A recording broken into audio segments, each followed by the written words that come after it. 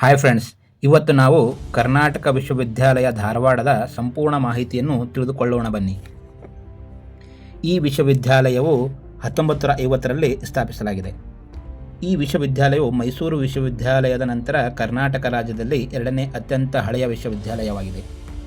ಕರ್ನಾಟಕ ವಿಶ್ವವಿದ್ಯಾಲಯವು ಧಾರವಾಡ, ಬೆಳಗಾವಿ, ಉತ್ತರ ಕನ್ನಡ, ಬಿಜಾಪುರ, ಕಲಬುರಗಿ, ರಾಯಚೂರು, ಬೀದರ್ ಮತ್ತು ಬಳ್ಳಾರಿ ಜಿಲ್ಲೆಗಳನ್ನು ಒಳಗೊಂಡಂತೆ ಕರ್ನಾಟಕದ ಹೆಚ್ಚಿನ ಭಾಗಗಳಿಗೆ 1980ರವರೆಗೆ ಸೇವೆ ಸಲ್ಲಿಸಿತ್ತು.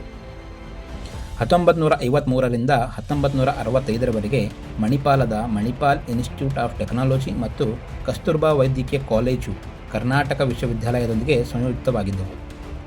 ಜಿಲ್ಲೆಗಳ ವಿಭಜನೆ ಮತ್ತು ಈ ಪ್ರದೇಶದಲ್ಲಿ ಹೊಸ ವಿಶ್ವವಿದ್ಯಾನಿಲಯಗಳು ಸ್ಥಾಪನೆಯು ಕರ್ನಾಟಕ ವಿಶ್ವವಿದ್ಯಾಲಯದ ಅಧಿಕಾರ ವ್ಯಾಪ್ತಿಯನ್ನು ಇಂದಿನ ಧಾರವಾಡ, ಗದಗ, ಉತ್ತರ ಕನ್ನಡ ಜಿಲ್ಲೆಗಳಿಗೆ ಇಳಿಸಿದೆ.